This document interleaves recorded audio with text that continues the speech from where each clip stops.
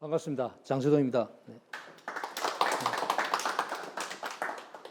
오늘은 저희가 대조선학회에서 여러 학설을 발표하고 있는 중에 저희의 인류가 어디서 시작됐냐에 대해서 여러 가지 학설이 분분합니다. 오늘 우리 지다돈에 바탕을 둔 우주의 시작이란 또 우리 인류의 시작에 대해서 간단하게 말씀을 드리고자 합니다. 그래서 이 우주에 대한 많은 연구가 진행되어 왔습니다만은 과학자들이 많이 연구를 해보니까 결국은 아주 옛날에 많은 성현들이 지정해뒀고 논리해놓은 그런 추론들이 상당히 일리가 있다. 객관적으로 그걸 입증해내고 있습니다. 그래서 그 중에서 가장 크게 주목이 받는 것이 모든 과학자들이 가장 크게 주목하고 있는 물리학자들이 주목하는 것이 스카모니의 천체론을 상당히 많이 주장하고 있습니다. 그래서 그에 대한 입증을 가설로 세워놓고 이렇게 증명해 보니까 상당히 앞뒤가 맞다. 이런 얘기가 이제 있는 거죠. 그래서 지난번에 한번 제가 잠시 소개를 했습니다만은 스카모니는 천체론에서 그렇게 얘기했습니다. 이 우주는 텅 빈 공간이었다는 거죠. 텅 빈 공간에 아무것도 없는 데서 아무것도 없는 이 공간을 무극이라는 무극, 극이 없다.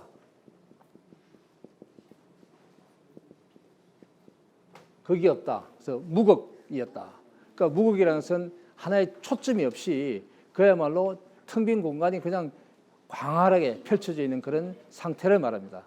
거기서 태극이 하나의 점이 생깁니다. 이 넓은 우주에 점이 하나 딱 생깁니다. 이 점이 소위 말해서 이 우주를 시작하는 단초라는 거죠. 그 단초를 우리는 태극이라고 합니다. 태극. 클 태자. 아주 클 태자. 태극. 그러니까 이 우주에 아무것도 없는 상태에서 조그만 점이 하나 생겼다는 거죠. 예. 그 원인은 알 수 없어요. 스카모니는 하여튼 그렇게 설명했습니다. 태극이 생겼다는 거죠. 그 다음에 이 태극이 생긴 뒤에 이 태극을 중심으로 해서 주변에 바람이 뺑뺑뺑뺑 돌기 시작했다는 겁니다. 바람이.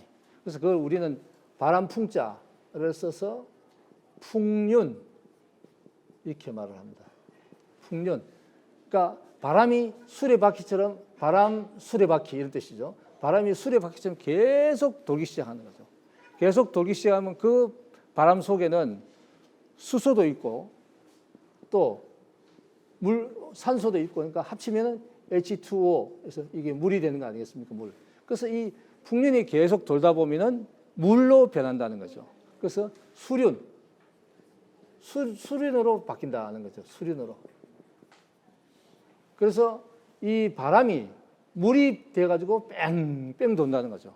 그러니까 뺑뺑 돌다가 이 물 속에는 여러 가지 금속 성분이 생겨나기 시작해서 나중에는 돌이 뺑 만들어져가지고 계속 돈다는 거죠. 성륜, 돌이 뺑뺑 돈다는 거죠. 그래서 돌이 꽤 돌다가 뒷돌이 앞돌을 탁 치는 현상이 생겨가지고 다다다닥 연쇄적인 충돌 현상이 생기면서 그 충돌 현상이 엄청난 힘에 의해서 폭발이 되어서 대폭발, 영어로 말하는 빅뱅이 벌어져서 온 우주에 이 별들이 폭발되는 물들이 퍼져나가는 그런 광경이 사실 얼마 전에 허블 망원경으로도 관찰이 됐어요.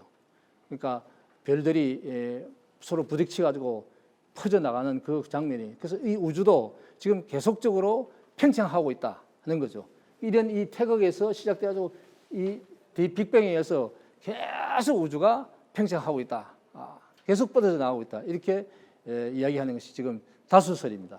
근데 그게 100% 맞는지는 말할 수 없고 다수설이라고 이야기를 하고 있습니다. 그러니까 100%는 말할 수 없다는 거죠. 다수설로 그렇게 보고 있습니다.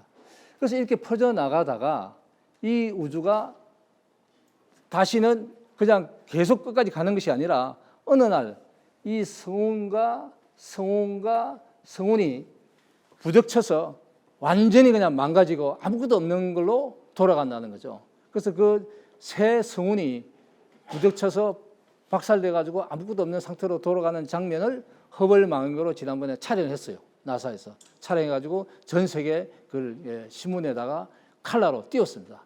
새 성운이 뭉쳐져서 박살되는 그 장면. 그래서 완전히 없어지는 거죠. 그래서 완전히 없어지는 세상이 있었다는 거죠. 그래서 옛날에 한번 그런 세상이 있었다 해서 옛날에 우주가 한번 만들어져 가지고 그 우주가 없어지는 걸 갖다가 이 옛날 우주를 이걸 과거 세상 또는 장엄급 이렇게 표현합니다. 그 이때 그 스가모니 부처님 말씀은 뭐냐면 이때 1000명의 부처님이 다 출현해 가지고 1000명의 부처님이 다 사라지고 나면 이 우주는 다시 한번 완전히 그냥 망가져 버린다는 거죠. 그래서 다시 아무것도 없는 텅 빈 무극 시대로 다시 돌아간다는 거죠. 그래서 무극 시대로 돌아가서 또 이제 태극이 점이 하나 또 생겨서 또 이렇게 풍륜과 수륜과 성륜과 그다음에 빅뱅으로 이어져서 또 우주가 펼쳐져 가지고 지금 우리가 현재 살고 있다 그 이야기입니다.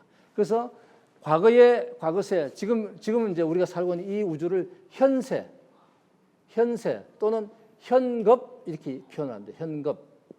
그러니까 옛날에 1000명의 부처님이 나오셨는데 그때 998번째가 비바시. 이게 비바시가 뭐냐면 이건 쌍시어지죠, 그죠? 그러니까 빛의 권원 시작은 이 시는 시작이라는 뜻이죠, 시작. 그래서 빛의 권원, 빛의 시작. 이건 다른 말로 우리가 환국의 통치자 환인하고 같이 볼 수가 있습니다. 빛의 근원, 빛의 원인. 그래서 빛의 시작. 이건 같은 뜻이죠. 그래서 아마 제 생각에는 우리의 환국의 위대한 황제 환인을 그 벤치마킹에서 부처님께서 이름을 비바시라고 붙인 게 아니냐. 저는 이렇게 주장합니다. 그래서 999번째가 시기 부처님, 1000번째가 비사부 부처님. 이렇게 설명을 했습니다. 명기를 해놓았습니다. 그 전체론의 경기에 정확하게 나와 있어요. 그 다음에 이제 현급, 지금 다시 우주가 만들어져 가지고 첫 번째 부처님이 구나 한모니 부처님. 그 다음에 두 번째가 구류손 부처님. 세 번째가 황룡사터에서 수행했다는 가섭 부처님. 네 번째가 우리가 알고 있는 스가모니 부처님. 이렇게 해서 네 번의 부처님이 왔다 가셨다 하는 거죠. 그럼 다섯 번째 올 부처님은 누가 오냐? 미륵불이 오신다. 이렇게 이제 스가모니는 예언을 했습니다. 그럼 지금은 뭐냐? 그 스가모니 가시고 난 뒤에 다음에 미륵불이 오기 전 이 시대를 우리는 부처님이 없는 시대니까 무불 시대라고 표현한 거죠. 무불 시대. 부처가 없는 무불 시대다. 이렇게 얘기합니다. 그래서 우리는 그 어느 분을 어느 성인을 이렇게 모시고 또 편안하게 그분의 철학과 그분의 사상에 의존해서 편안한 그 행복을 누릴 수 있는 이런 시대가 아니고 그야말로 만인만설, 제자백가 뭐 이런 그 모든 사람이 많은 학설을 주장해가지고 나도 교주다 하면서 수많은 사람들이 종교를 창출해가지고 사실은 혼돈의 철학의 시대에 살고 있습니다. 따라서 그 마치 학문도 그 종교가 주장하는 대로 학문을 전개하는 것이 보통입니다. 예를 들어서 뭐 다윈의 진화론을 기독교에서는 절대로 있을 수 없는 학문이다라고 아주 쌍수를 두고 반대를 하죠. 그리고 학교에서는 기독교 학교에서는 그걸 안 가르치려고 그럽니다. 그러나 사실은 그렇지 않죠. 학문의 양은 보편적으로 다 가르쳐주고 취사 선택을 하도록 해줘야 되는 것이죠. 그 다음에 그러고 나서 이제 이 부처님이 네 분의 부처님 뒤에 미륵 부처님을 포함해서 996명의 부처님이 다 오고 나면 이 현세는 또 한번 쫄딱 다 성운들이 뭉쳐서 박살나가지고 다 없어져 버린다는 거죠. 그래서 그러고 나서 다시 한번 이 우주가 다시 무극에서 태극이 생기고 풍륜이 생기고 수륜이 생기고 또 성륜이 생겨서 또 한번 빅뱅이 일어나가지고 또 우주가 화려하게 또 펼쳐지는 거죠. 그 시대가 미래세라고 그럽니다. 우리는 미래세 또는 성수급 또는 성수급, 이걸 넣기도 하고 안 넣기도 합니다. 이렇게 부릅니다. 그러면 이때도 마찬가지로 1000명의 부처님이 출현하시다가 가시고 나면 이 우주는 완전히 또 공으로 돌아가는, 무극시대로 다시 돌아가는 겁니다. 그래서 이 우주는 완전히 끝이 난다라고 석가모니 부처님은 천체를 넣어서 설명했습니다. 그래서 이걸 놓고 많은 과학자들이 이게 맞느냐 틀리냐 놓고 계속 연구를 해보니까 지금까지는 한 60, 70%가 맞다. 거의 비슷하게 그렇게 가고 있다. 또 그런 증거들이 뭐 성운들이 뭉쳐서 폭발하는 그런 장면들이 계속 허벌망에서 관찰되면서 야, 이게 상당히 맞는 이야기다. 그러나 100%는 아니고 60, 70%는 맞다는 쪽으로 다수설로 채택이 되어가고 있는 중이다. 된 건 아닙니다. 되어가고 있는 중인 것입니다. 그만큼 이 우주에 대해서는 우리가 알기가 사실 100% 알기는 어렵습니다. 왜냐하면 과연 그렇게 우주를 우리가 마음대로 여행할 수 있는 그런 시대도 아니거니와 현재 우리가 우리 인간의 능력과 인간의 모든 과학기기를 이용해서는 측정하기가 그걸 훨씬 초월하는 그런 곳이 우주이기 때문에 그런 지금까지는 다수설로만 채택이 되고 있습니다. 그래서 어쨌든 간에 이렇게 무극시대에서 태극시대에, 그다음에 태극시대에서 다시 이 빅뱅이 일어나가지고 과거세가 펼쳐지고 그 다음에 과거세가 완전히 없어지고 현급에 와서 우리는 현재 살고 있다. 그러면 이제 이 지금 현세에 그럼 과연 우주가 폭발하면서 태양이 이렇게 태양을 중심으로 해서 수금지와 목토 천해명 별이 쭉 있다 이거죠. 그러면 이 별을 보면은 사실은 이 제가 지금 말씀드리는 것은 그 과학자들은 다 알고 있어요. 그런데 이 과학자들이 말을 안 합니다. 왜 발표를 하면 자꾸만 기독교에서 너 왜 엉터리 학문 발표하냐 압력을 놓고 연구비를 깎고 이러니까 과학자들이 발표를 못 하고 있어요. 그런데 이제 네이처 학술지나 이런 데면 계속 올라오고 있습니다. 그럼 우리가 그걸 보고 벤치마킹하고 있는 그런 중인데 과학자는 다 이야기하고 있어요. 그런데 뭐 워낙 이 기독교 세력들이 세요. 그리고 연구비도 막 줬다 말았다 이래서 하니까 꼼짝을 못 하는 거죠. 그래서 그럼 이 태양 자체를 들여다보면 태양이 뭡니까? 거대한 수소 불꽃입니다. 수소 불꽃입니다. 그러니까 수소가 계속 타고 있는 거죠. 거기서 톡 떨어져 나온 별줄 중에 하나가 우리의 지구라는 별인 것입니다. 그럼 지구는 뭐냐? 지구는 수소 그 자체예요. 수소 그 자체예요. 아무것도 아니에요. 근데 이 수소가 식으면서 수소 불덩어리가 식으면서 103가지 원소로 바뀌어간 것입니다. 그러니까 사실 여기 있는 모든 지구상에 있는 모든 그 물건들, 사람들, 동물들, 식물들 할 것이 모든 것이 뭐다? 수소와 수소의 그 변화물 그 자체입니다. 아무것도 아니에요. 과학적으로 보면. 그래서 이제 이 수소 덩어리가 이제 불꽃 덩어리가 우리도 이제 있다가 식어서 오늘날 이런 상태로 된 것이죠. 그러니까 우리는 과연 이게 과연 옛날에 불덩어리였을까 하고 의심할 정도로 완벽하게 아름다운 지상낙원이 되어 있어서 우리 살고 있는 것입니다. 그래서 정말 우리가 과연 어떻게 이렇게 살고 있는가를 알 수 없을 정도로 지금 아름다운 상태가 되어 있으니까 진화론에 대해서 상당히 많은 사람들이 반기를 들고 새로운 학설을 주장하고 그러고 있습니다. 지구가 또 하나의 거대한 수소 불덩어리가 차츰 식어가서 수소는 헬륨, 나트륨, 산소 등으로 103가지 원소로 바뀌어갔습니다. 바뀌어가서 지구의 103가지 원소는 바로 수소와 수소의 변화물들입니다. 그 지구에 살고 있는 모든 생명체는 어떻게 시작되었을까? 45억 년 전에 과학자들이 이제 통설을 말씀드립니다. 이건 100%는 아닙니다. 통설을 말씀드리면 지구의 지심에는 불덩어리가 타고 있지만은 지표면에는 수소 불덩어리가 불결이 사그러지고 섭씨 80도씨의 뜨거운 바람이 부는 화염 세계의 그 마지막 장면처럼 보시면 됩니다. 그래가지고 오랜 세월 동안 약 10억 년 동안 이제 이 우주에서 이 과학자들이 이제 이것도 다수설인데 물방울이 계속 찾아와가지고 지구를 때리기 시작합니다.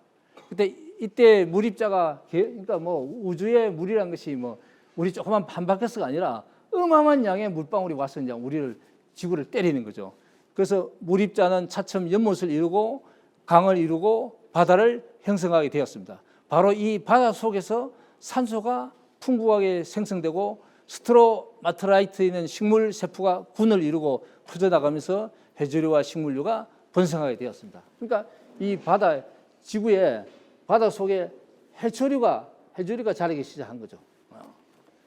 그리고 나서 단백질이 태동됩니다. 단백질이 태동으로 단세포 동물이 번성하고 다세포 동물인 바다 동물류가 찬란한 생명장을 꽃피우기 시작했다. 즉 단백질이라는 것은 이 N 질소가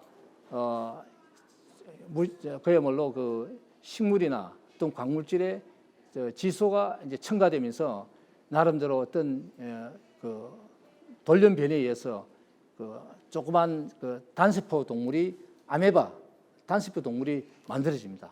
이 과정도 상당히 의학이 짝이 없어요. 그 아무것도 없는 무생물에서 생물로 변하는 그 과정이 과연 그럴까? 그래서 이제 이제 기독교에서는 그 있을 수 없는 일이다. 신의 그 창조지 어떻게 자연적으로 일어날 수 있느냐 이렇게 질문을 하고 그랬습니다. 그러나 사실이에요. 그 아메바가 무자연 상태에서 바닷속에서 만들어진 것입니다. 만들어져서 처음에 단세포 동물이 생긴 뒤에 이 단세포 동물이 다세포 동물로 계속 이제 진화되어 가지고 아름다운 그 어류를 형성하게 된 것입니다. 그 다음에 이제 5억 년 전, 그럼 이제 5억 년 전으로 이제 되돌아갑니다. 캔브라기 바닷속에는 캔브라기 시대에 바닷속에는 아노말로카리스라는 최고의 포식자가 살고 있었기 때문에 모든 바닷속 동물류는 포식자를 피해서 도망 다니고 있습니다. 그러니까 처음에 어류는 어떤 상태였냐면은 어류에 뭐가 없다? 척추가 없었습니다. 척추가 없어가지고 이 큰 포식자가 있으면 작은 포식자들이 먹이가 되니까 안 잡혀밀고 막 도망쳐 다니다가 어느 날 조그만 어류에 소위 말해서 척추뼈가 생기기 시작합니다. 왜? 포식자로부터 빨리 도망치려면 재빨라야 되지 않습니까? 재빨라니까 순간적인 힘이 필요하고 순간적인 힘을 내기 위해서는 뼈가 필요했던 거죠. 그래서 뼈가 생기게 됩니다. 그래서 피카디아라는 척추뼈가 처음으로 생기게 되었습니다. 그래서 물고기의 뼈의 원형이 나무위처럼 생기고 이것이 척추동물의 시초가 되었다고 영국 캠프리지 대학교의 사이먼 코에이 모리스 교수가 화석을 찾아서 증명했습니다. 즉 피카디아라는 이 어류에 척추뼈가 처음으로 생기기 시작한 이 어류에 화석이 발견되었어요. 이 화석을 정명으로 내놓으면서 그 영국 박물관에 있습니다. 내놓으면서 이게 바로 물고기의 척추가 생기기 시작해가지고 이게 결국은 척추동물로 진화된 하나의 시초다라고 증명을 했습니다. 그리고 4억 7천만 년 전 사카밤파디카스라는 최초 어류가 형성되었고 아란다스피스라는 약간 발달된 어류 진화되고 영국 박물관에 이 두 가지 어류의 화석이 보존되었다. 그러니까 이게 뭐냐면은 척추동물 어류를 말하는 거죠. 지금도 태국 앞바다에서는 바다의 왕 라자우라는 포식자를 피하기 위해 입안에 알을 품어 다 자란 뒤에 보내는 원시 어린 심리캔스가 간혹 발견되고 있다. 즉 하도 이제 이 큰 어류가 작은 어류를 먹어서 하니까 이 어류가 자기 입속에 알들을 넣어가지고 이렇게 다니다가 이 알이 새끼로 부화하면 벌려서 새끼를 내보내는 그런 어류가 있다는 거죠. 그거는 즉 자기 종족을 보존하기 위해서 많은 노력하는 그 중에 하나 그런 이제 진화를 하게 된 것이죠. 또 아까 말씀드린 이 척추뼈가 생기는 진화도 그런 하나의 노력 중에 하나였다 그런 얘기죠. 그 다음에 피카디의 후손인 유노테스토로가 폐호흡을 하며 상박골 뼈가 있는 크나란 지느러미를 가진 상태로 바다의 최고 포식자였던 둥클레오투어스를 피하여 민물이 흐르는 강으로 가서 육지에 서서히 상륙했다. 이 유스테노토로라는 이 물고기는 폐로 호흡을 해요. 폐호흡을 한다 해서 폐로 호흡을 한다는 말은 무슨 말입니까? 바다에서 막 도망쳐서 어디 갔다? 강으로 간 것입니다. 강으로 가가지고 강으로는 그 큰 고기가 못 잡아오겠죠. 고래 같은 큰 고기가 강으로 올라오지 못하니까 강으로 가가지고 거기서 강 바깥으로 고기를 쌀랑 내밀고 또 받고 쌀랑 내밀고 하면서 폐호흡을 하는 방법을 배우게 됩니다. 이게 소위 말해서 육상동물의 시초를 연결하는 물고기죠.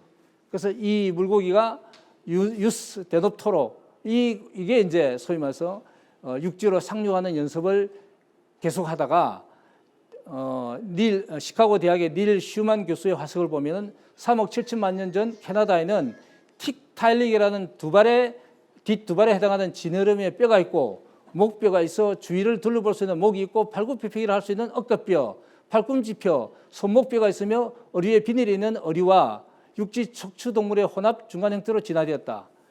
여기서 참 중요한 것은 뭐냐면 목에도 이게 가끔 내다보니까 목에도 뼈가 생기고 지느러미 뼈 외에 그 다음에 팔굽혀펴기를 할 수 있는 어깨뼈가 생깁니다. 우리가 팔굽혀펴기를 하죠, 그죠? 이게 어깨뼈가 없이는 이거 할 수가 없죠. 이게 생기고 이러면서 여러 가지 소위 말해서 육식 동물의 동물의 뭐 여러 가지 척추 동물의 조건을 갖추게 됩니다. 그 다음에 망둥이처럼 두 가슴 지느러미로 몸을 지탱한 것과 흡사한데 망둥이는 뼈가 없는데 이제 어류는 뼈가 있어요. 팔굽혀펴기를 할 수 있는 거죠. 팔굽혀펴기를. 그래서 영국의 캠브리지 제니퍼 커릭 교수는 3억 6천만 년 전 아간토스테라의 화석을 보여주며 완전한 네 다리와 폐호흡을 하며 사지에 8개씩 손가락, 8개씩 손가락, 발가락이 있는 물고기와 육지 동물의 중간 형태를 증명했다. 즉 무슨 말이냐면은 손가락, 발가락이 8개씩 있다는 거죠. 물고기가.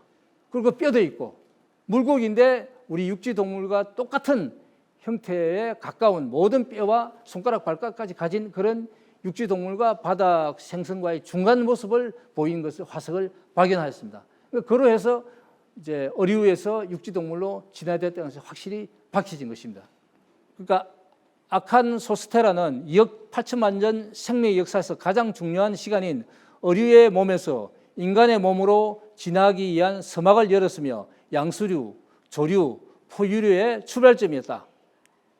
그러니까 이게 우리가 이 진화론에서 밝힌 육지 동물로 어류가 변화하는 과정을 간단하게 설명드렸습니다. 그래서 이제 이 육지 동물이 이제 생기게 됐습니다. 생겨서 물고기가 육지로 상륙해서 육지 동물로 되는 그런 과정을 제가 설명드렸습니다. 그래서 완전히 육지 동물이 됐습니다. 되고 난 뒤에 그러면 과연 이 고릴라, 침팬지류에서 인간이 어떻게 되었느냐? 요거를 이제 밝히는 학설이 있습니다. 그거는 이제 최근에 과학자들이 밝힌 바에 의하면은 그 원숭이 중에 서서 과일을 따고 서서 나무에 매달려 가지고 이렇게 다니는 그런 침팬지나 그런 유인원 계통이 많다는 겁니다. 그러면 서서 다니다 보면 뭐냐면 이 히프에 근육이 생기기 시작한다는 거죠. 그래서 히프에 근육이 생기면은 자연적으로 사람이 허리를 쭉 펴고 설 수 있는 이런 직립 동물로 변화할 수 있는 거죠. 그래서 그런 침팬지나 그런 고릴라들이 많이 있다는 거죠. 그 고릴라 중에 이제 소위 말해서 어느 집단 군이 엉덩이에 탄탄한 살이 붙으면서 직립을 하기 시작했고, 직립을 하면서 초원을 달리고 초원을 걸어 다니면서 지금 우리 현생 인류로 전화되어 왔다라고 밝혔습니다. 근데 상당히 그 근거가 있어요. 그 과정을 여러 가지 과학적으로 입증을 해놨는데 침팬지류에서 인간으로 바뀌어오는 과정을 정확하게 설명해놨습니다. 그렇게 해서 인간이 침팬지로부터 진화되었다라고 주장했습니다. 그 주장이 지금 그 과학자들은 끝났다. 그러므로 해서 지금까지 다윈의 진화론이 아니라고 주장하던 기독교의 그 주장은 터무니없다. 지금 다윈의 진화론이 맞다는 쪽으로 99%가 과학자들이 거의 옳은 것이다. 더 이상 뭐 시비할 여지가 없다라고 끝이 나버렸습니다. 그래서 그럼 마지막에 그 인간이 만들어진 게 한마디만 하고 끝을 내겠습니다. 우리 환단고기에 나와 있듯이 최초의 인류는 누구냐? 최초의 인류는 나반이다. 남자, 나반이다. 그다음에 최초의 여자는 누구냐? 아만이다. 이 사람들이 어디서 만났다? 북해, 천해에서 만났다. 또는 북해에서 만났다. 이렇게 됐습니다. 천해가 어디냐? 바이칼호냐? 또는 북극에 있는 북해를 말하냐? 이것은 아직 확실하지 않습니다. 하여튼 그 추운 지방, 우리가 지금 말하는 추운 극지방 가까운 곳에서 큰 바다, 큰 호수 양쪽에 떨어져 살다가 남자가 나반이 아만을 찾아서 만나가지고 스스로 혼례를 이루니 구항 63이는 이 나반과 아만의 후예다.